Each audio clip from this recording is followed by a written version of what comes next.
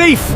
Return what is ours! Give us back our money right now! He belongs in irons for the crime he committed against us today.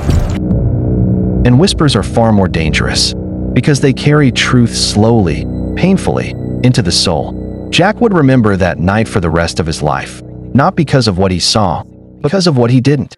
No broken doors, no struggle, no warning, only an empty room and an open safe. They had built everything together. Love first, then trust, then wealth. Laura and Jack were not just lovers. They were partners in survival. In a world where men cheated and fortunes vanished overnight, they had done the impossible. They built something real. Together, every coin, every gold bar, every diamond in that safe told a story.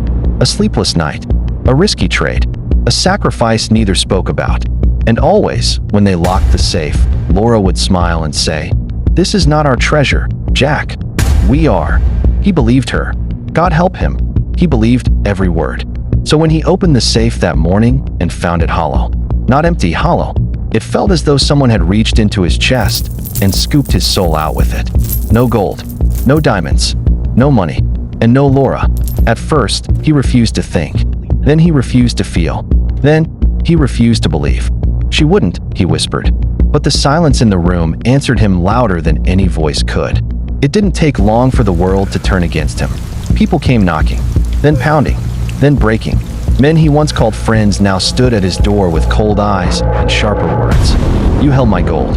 My diamonds were in your care. You swore on your life, Jack." And he had. That was the problem. He had sworn on a life that was now shattered.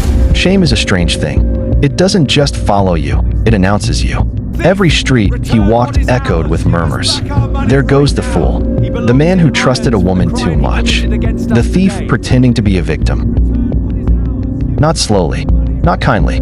It came like a storm that had been waiting just beyond the horizon. His home was seized, his clothes worn thin, his stomach often empty. But hunger was not the worst of it.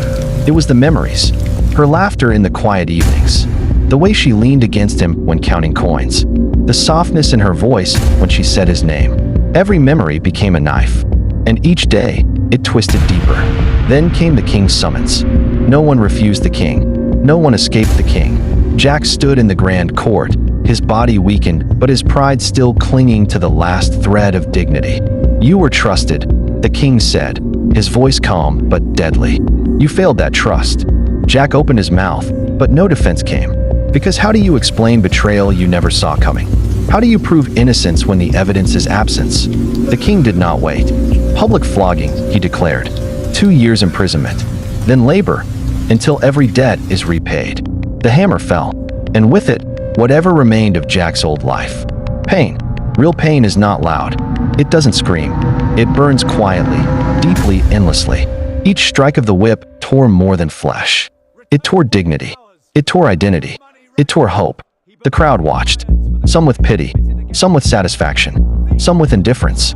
But Jack did not cry, not because he was strong, but because something inside him had already broken beyond repair. Prison was worse, not for the chains, not for the hunger, but for the silence. In that silence, Laura lived again, not as she was, but as questions. Why? "I built something new," she said, "somewhere they couldn't reach. I became stronger, richer, untouchable." Her eyes met his, "And when I had enough power, I came back for you." Jack staggered slightly, not from weakness, but from realization. All the pain, all the shame, all the years, not betrayal, sacrifice. "I never wanted you to find out this way, but the truth has been buried for far too long." I cannot believe what you are telling me right now. Not denial, not excuses, just truth.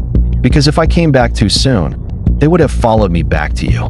Jack closed his eyes, and for the first time in 5 years, he felt something other than emptiness. Understanding. It didn't erase the pain. It didn't undo the past, but it gave it meaning.